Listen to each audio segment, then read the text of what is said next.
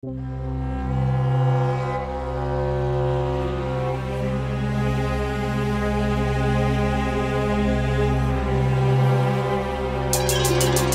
যে দেখো, তোমার আমি বলছিলাম না এই পাগলের জন্য আমি এই বাড়িতে আসতে চাই না। জান, তুমি রাগ করছো কেন? ও তো একটা পাগল, ওইসবের কিছুই বুঝবে না। আমিও পাগল না, আমার বাবাও পাগল না। বাবা, কি হয়েছে বলো তো? বৌমাকে দেখেছি রশিদের সাথে পরকীয়া করতে। আমি নিজের চোখেও দেখেছি এবং ভিডিও তো করেছি।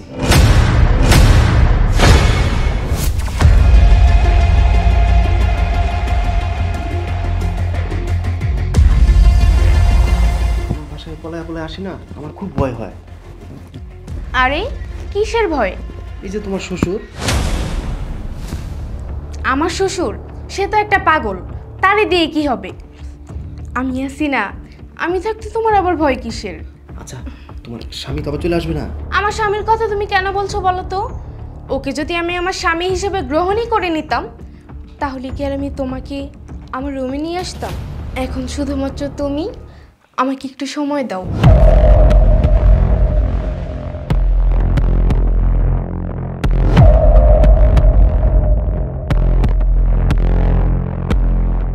আসলে জানো, আমি তোমার দেখার পরে না মাথা আমি ঠিক রাখতে পারি না। এত সুন্দর এরকম জিনিস আমি আগে কখনো দেখিনি। আমি তোমাকে সারা জীবনের মতো কাছে পাইতে চাই। আমিও চাই। এই যে দেখো, তোমার আমি বলছিলাম না এই পাগলের জন্য আমি এই বাড়িতে আসতে চাই না। এই পাগল প্রচুর ডিস্টার্ব। জান, তুমি রাগ করছো কেন? ও তো একটা পাগল, ওইসবের কিছুই বুঝবে না। আচ্ছা ঠিক আছে, তুমি একটু ওয়েট করো, আমি ওকে এক্ষুনি বের করে দিচ্ছি।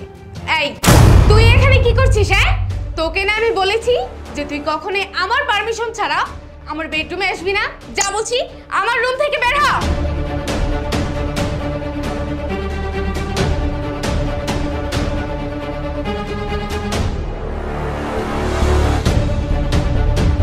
এই এটা পাগল ঠিক আছে, হাতে মোবাইল, তাও না আমার কেমন জানি ভয় ভয় লাগে, বুঝছো? আমি আছি না, আমি থাকতে তোমার কোনো ভয় নেই। দাঁড়াও, আমি দরজাটা লক করে দিই।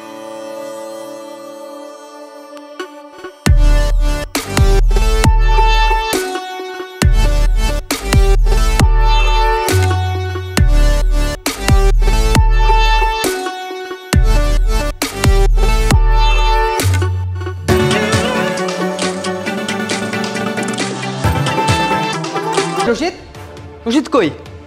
কোথায় গেছে ও? কি ব্যাপার, তুমি এভাবে কি খুঁজছো? কি খুঁজতেছি তোমাকে আজকে নতুন করে বলে দিতে হবে? রশিদ কোথায়?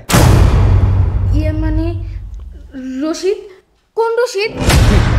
আমতা আমতা করে কোনো লাভ হবে না। কোন রশিদ সেটা তুমি ভালো করেই জানো। তোমার কি লজ্জা হবে না? তোমার ভিতরে কি লজ্জা বলতে কিচ্ছু নেই?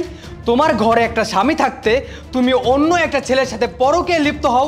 সি, ঘৃণা করি তোমার মতো স্ত্রীকে আমি। দেখো, তুমি এভাবে না জেনে না শুনে আমাকে কোনো কিছু বলতে পারো না। চুপ, একদম চুপ। আমি কোনো কিছু না জেনে না বুঝে বলতেছি না। আমি যা যা বলতেছি সব জ্ঞানে জেনে শুনে বুঝে বলতেছি। হ্যাঁ, হতে পারে আমি তোমাকে সময় দিতে পারি না, তার মানে তো এই না যে তুমি অন্য একটা ছেলের সাথে পরকীয়ায় লিপ্ত হবা।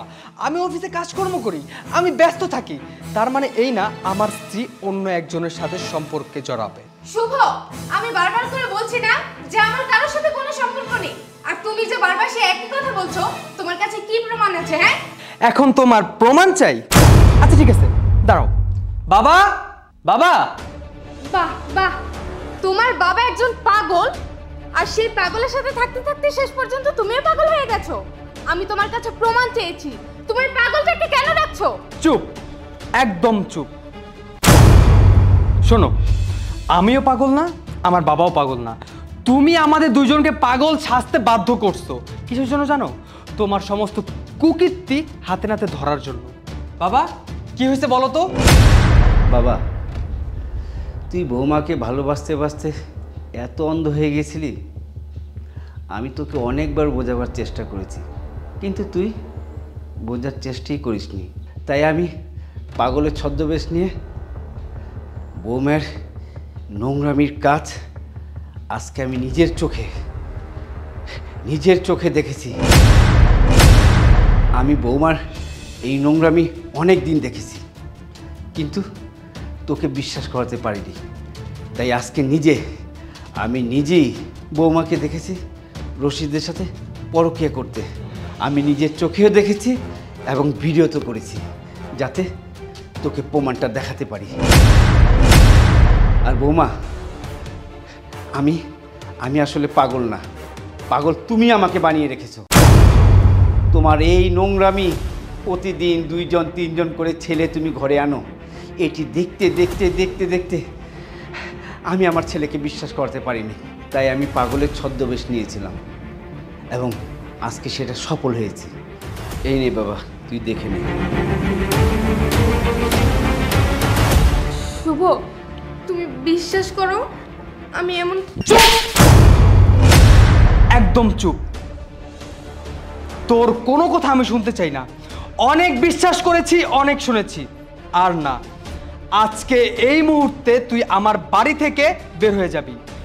তোর মতো একটা চরিত্রহীন মেয়ের সাথে সংসার করা আমার পক্ষে সম্ভব না। শুভ, আমার কথাটা একটু বোঝার চেষ্টা করো। আমি যেটা বলছি সেটাই শেষ কথা। এই কথার উপর কোনো কথা হবে না। শুভ, শোনো না, আমি তোমার তো এই চুপ! তো বেড়ে যেতে বলছি না? কি হলো, তুই এখনো দাঁড়ায় আসিস কেন? যাচ্ছিস না কিসের জন্য? বের হ! দাঁড়া। শোন, তোকে কিছু কথা বলার ছিল। তোর মতো একটা বিশ্বাসঘাতক মেয়েকে আমি বিশ্বাস করে ভালোবেসে বিয়ে করে আমি যে কত বড় একটা ভুল করেছি সেটা আমি একমাত্র নিজে জানি। তোদের মতো মেয়েদের সাথে আর যাই হোক কখনো সংসার হয় না। আজকের পর আমার বাড়ির ত্রিসীমানায়ও তোকে যে আমি না দেখি। যা, বের হ!